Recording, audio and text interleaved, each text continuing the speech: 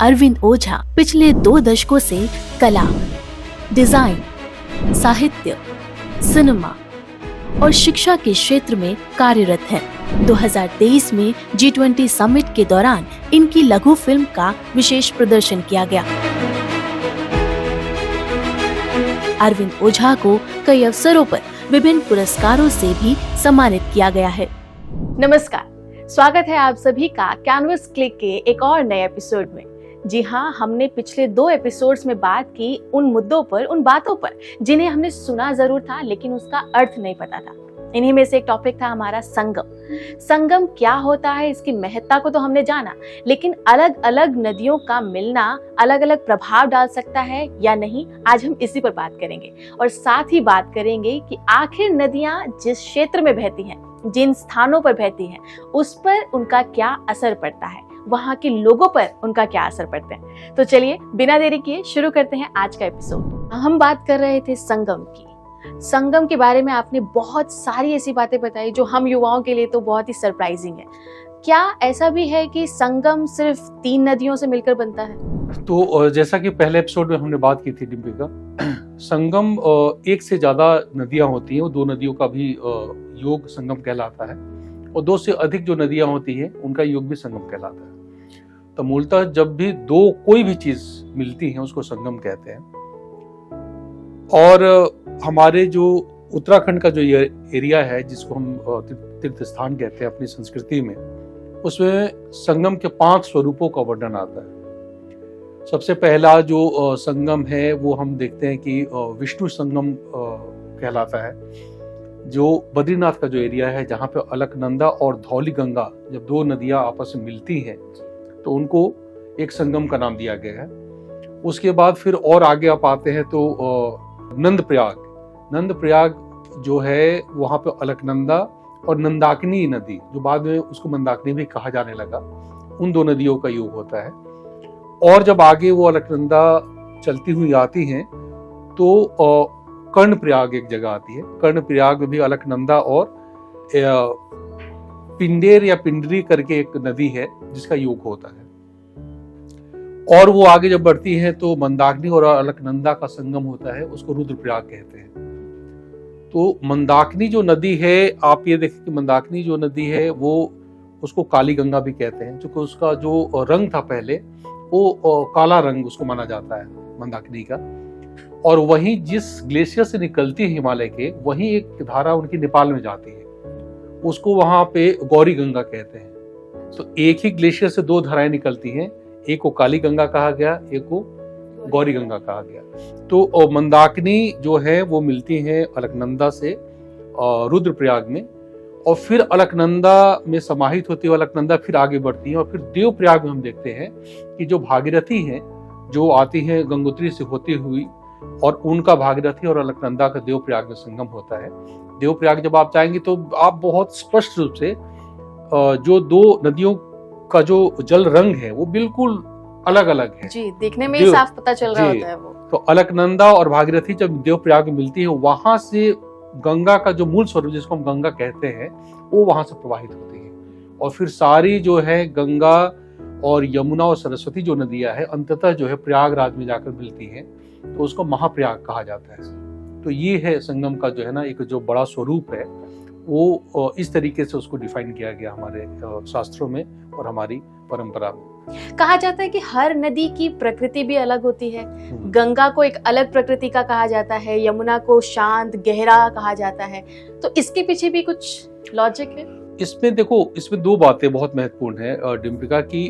हमारे यहाँ जितनी भी बातें कही गई हैं वो सूक्ष्म तल पे उनके जो तत्व हैं उनके अर्थ कुछ और है ना। जैसे हमने पिछली बार कहा था कि थॉट एंड थिंग की बात की थी। थॉट्स आर थिंग एक कॉन्सेप्ट आता है दर्शन में, पाश्चात्य दर्शन में भी आता है, हमारे यहाँ भी आता है। ये जो टेबल है ये पहले विचार था, विचार की अभिव्यक्ति ये टेबल हो गया है ना। तो दरअसल ये विचार ही है।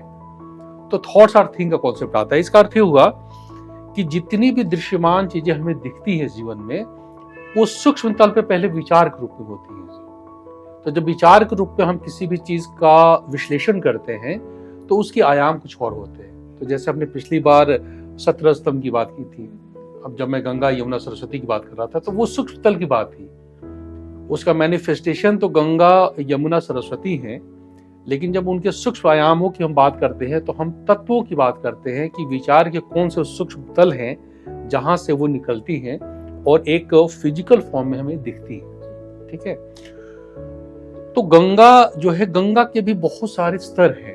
गंगा जो है गम धातु से बनता है, जिसका अर्थ होता है चलना, है ना। तो जैसे मैंने कहा कि अमृत धारा है, वो सतत चलायमान है, हमेशा चलती रहती है। और ये जो मृत्यु लोक है, मृत्यु में अमृत का जो कॉन्सेप्ट है उसको गंगा पालन करती है कि जो ये जीवन मृत्यु लोक है उसको कैसे हम जीवन दायिनी बना दें, कौन से तत्वों का ऐसा समावेश करें इस जीवन में कि लोग इस जीवन में रहते हुए भी अपनी अमरता को प्राप्त हो जाए। तो गंगा वो पुण्य नदी है। उसके भी स्तर में कहा गया कि जो फिजिकल प्लेन पे जब हमें गंगा दिखती है तो वो गंगा है जिसको हम देखते हैं, जिसमें बहुत ही औषधीय और उसमें आध्यात्मिक गुण है, जैसे मंत्रों की हमने बात की थी। जो गंगा के ठीक ऊपर कहते हैं, जब मैं हिमालय जाता हूं, बहुत सारे जब संतों से मुलाकात हुई, उन्होंने मुझे बड़ी ही अद्भुत बात बताई। उन्होंने कहा कि जब ऋषिकेश के आसपास जब गंगा के पास आप बैठते हैं तो वो गंगा तो आम लोगों के लिए महत्वपूर्ण है, जिसको आप देख रहे हो कि वो गतिमान है, चल रही है, जिसमें लोग अपने पाप को नाश करने के लिए स्नान करते हैं और प्रार्थना करते हैं।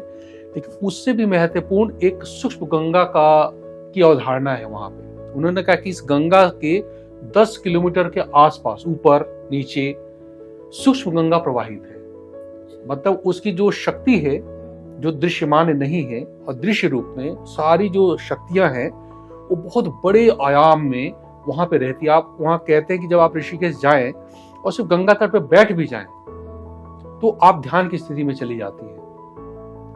तो वहां पे गंगा के फिजिकल फॉर्म में जितनी भी गुण है उससे भी ज्यादा ताकतवर जो गुण है वो सूक्ष्म गंगा में प्रवाहित है, जो हमारा वायुमंडल है।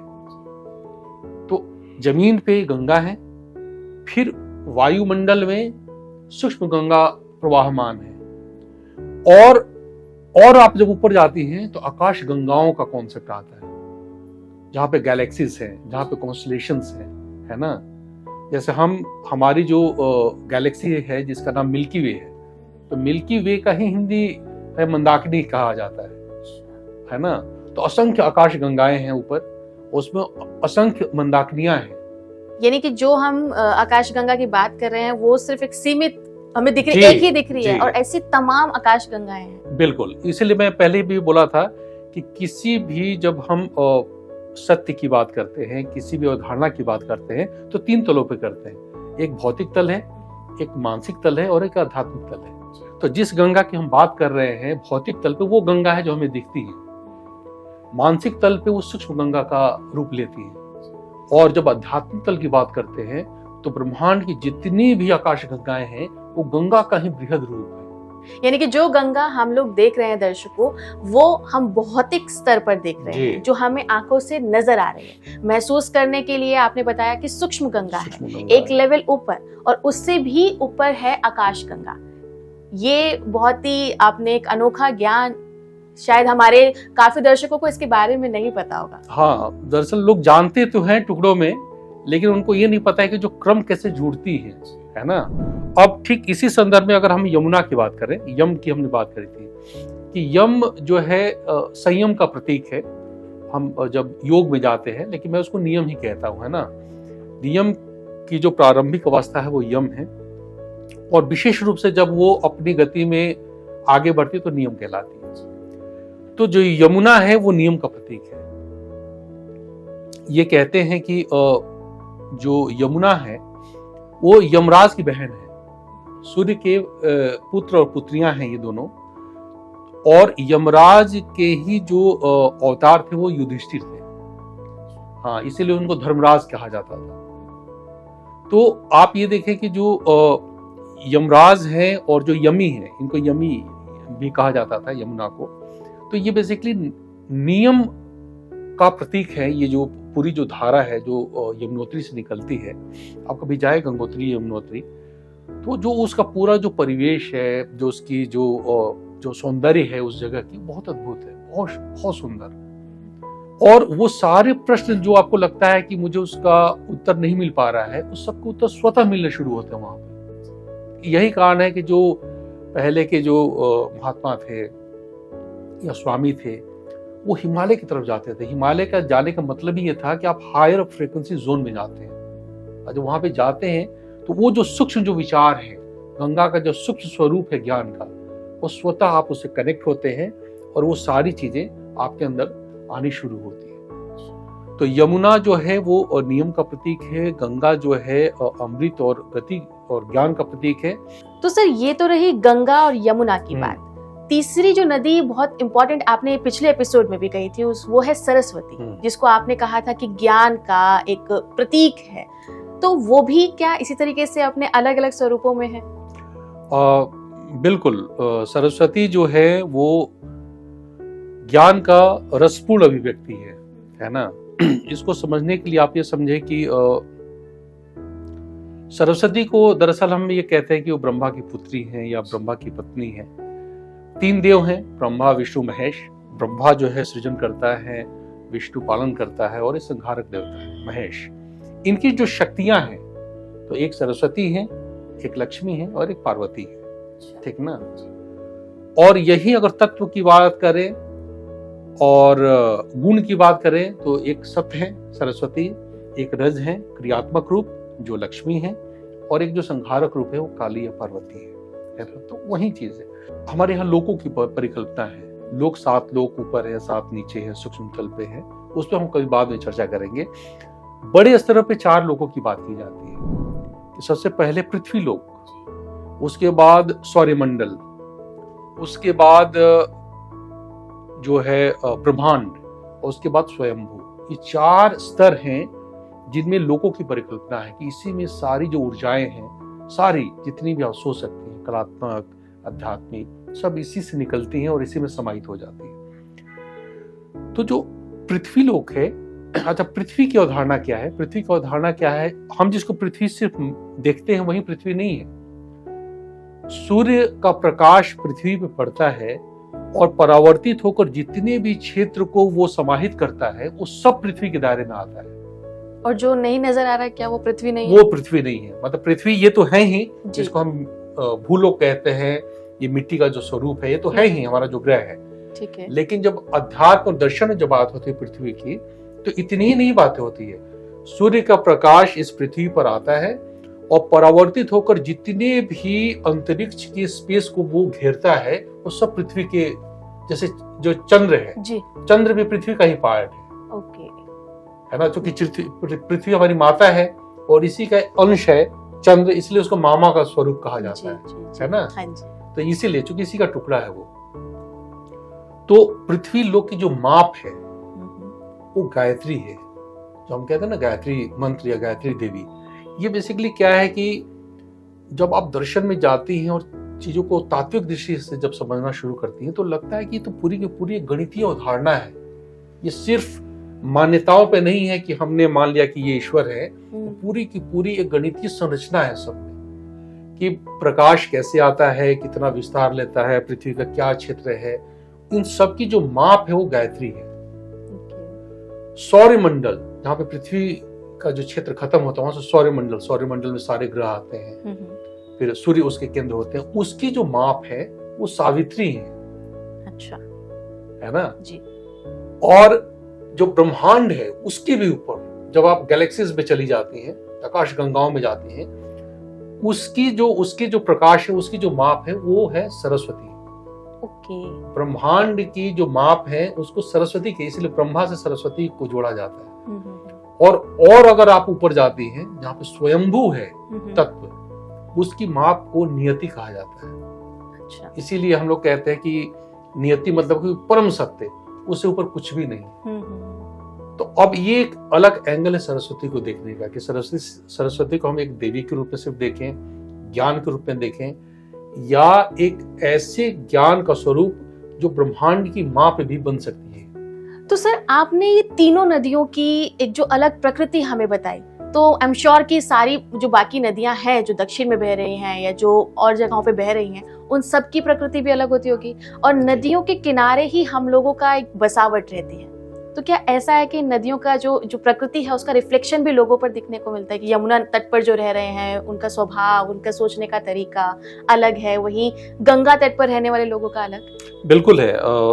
जब आप पूरे भारतवर्ष में घूमती हैं और आप उन संस्कृतियों और उन कल्चर्स को जब आप जाकर देखती हैं तो उनके गुण स्वभाव जो है वो आपको दिखते हैं कि उसमें अंतर है। जैसे यमुना जो है, पूरी जो ब्रज संस्कृति है ना, जो पूरा वृंदावन और मथुरा और पूरी जो ब्रज भाषा का जो विकास हुआ है, दिल्ली से होते हुए भी यमुना जाती हैं जी। तो आप देखेंगे कि जो गुण और स्वभाव होता है उसमें कहीं ना कहीं जो जल तत्व है उसका योगदान तो होता ही है जी। जैसे कहा जाता है कि जो गंगा है वो मोक्षदायिनी है। अगर आप मोक्ष की तलाश कर रहे हैं तो आपको गंगा के तट पे साधना करनी चाहिए। अच्छा। हाँ, लेकिन अगर आप ज्ञान ढूंढ रहे हैं तो आपको नर्मदा के तट पे जाना चाहिए। ओके। हाँ, तो नर्मदा बिल्कुल बीच में मध्य प्रदेश में बहती है जी। तो इस तरीके से धारणा है और वो बहुत ही एक से एक तपस्वी वहां पे हुए हैं। तो आप इसको और इस बात को समझाने के लिए मैं एक और आपको बात कहूं कि एक्चुअली क्या है कि मनुष्य की जो उत्पत्ति है वो प्रकृति से होती है। हमारा शरीर क्या है, हम प्रकृति के तत्वों को खाते हैं, उसी से शरीर बनता है, उसी से हम जन्म लेते हैं और उसी में हम चले जाते हैं। जी। तो आप ये देखेंगे कि किसी भी जो भौगोलिक जो क्षेत्र होता है ना, उसकी अभिव्यक्ति सिर्फ मनुष्य में ही नहीं होती, पेड़ों में होती है। उनके रंग एक जैसे होंगे, पेड़ का स्वरूप एक जैसा होगा, वनस्पतियां एक जैसी होंगी, मनुष्य के जो रूप है, रंग है, वो एक जैसे होंगे, उनके गुण और धर्म भी एक जैसे होते हैं। जैसे पहाड़ी जो लोग हैं, लगता है जैसे कोई पत्थर का टुकड़ा, उनका चेहरा आप देखें, है ना। आप ये देखें कि जैसे जैसे आप ईस्ट में जाएं, जापान, चाइना, नॉर्थ ईस्ट, तो वहां कद छोटा होता है लोगों का, है ना, और गौर वर्ण होते हैं, गोरे होंगे वो। लेकिन जैसे जैसे आप पश्चिम की तरफ जाएंगे तो लंबाई बढ़ती चली जाती है। आप भौगोलिक तरीके से, बहुत ही वैज्ञानिक तरीके से इसको ऑब्जर्व कीजिए कि कैसे कैसे चेहरों में परिवर्तन आता है, लंबाई में कैसे परिवर्तन आता है। और जैसे ही आप जाएंगे इधर पंजाब होते हुए पाकिस्तान, अफगानिस्तान, और तो लोग लंबे होते चले जाएंगे। तो जो सूर्य जो है, सूर्य सबसे पहले जापान में निकलता है, तो उस समय रोशनी जो होती छोटी होती है। फिर जैसे जैसे वो गति करता है तो उस प्रकाश का जो प्रभाव होता है वो पूरी की पूरी जो धरा है, पृथ्वी है, सब पे पड़ता है। कोई भी जो आप जैसे अगर एंथ्रोपोलॉजी आप पढ़ें, है ना, और मनुष्य के विकास को आप देखें, तो जिस तरीके से वैज्ञानिक ढंग से उसकी व्याख्या की जाती हो तो है जी। लेकिन उससे परे कुछ और भी बड़े सूक्ष्म तल पे बातें हैं जहाँ पे ध्यान नहीं जाता लोगों। जी बिल्कुल, है ना। ये बहुत ही अजीब सी चीज है। और मैंने अपनी फाइंडिंग्स में जब मैं घूमता रहता हूँ तो मेरा ध्यान जाता है इन चीजों पे, और मैं देखता हूँ कि ये बहुत ही अद्भुत बातें हैं जिसको लोग नहीं समझ पाते हैं कि ऐसा कैसे होता है कि जितनी भी वो है जो सूर्य के प्रकाश की गति के साथ साथ प्रकृति का जो स्वरूप है, उनके जो गुण धर्म है, वो कैसे धीरे धीरे बदलते चले जाते हैं और एक अलग तरीके से रूपांतरित हो जाते हैं। तो देखा दर्शकों, किस तरह से ये प्रकृति अपने अंदर बहुत सारे रहस्य छुपाए बैठी है। एक नदी जिसे हम अपनी आंखों से देखते हैं, उसके और भी अलग अलग स्वरूप हो सकते हैं। और हमारे सामने एक बहुत अच्छा एग्जाम्पल है गंगा। जी हाँ, गंगा नदी जिसमें हम स्नान करते हैं, जिसे पूजते हैं, उसके दो अलग स्वरूप हैं जिसका हम पर, हमारे प्रकृति पर एक अद्भुत प्रभाव पड़ता है। ऐसे ही अनेकों किस्सों के बारे में बात करेंगे हमारे अगले एपिसोड में। तब तक के लिए देखते रहिए क्लिक इंडिया। नमस्कार।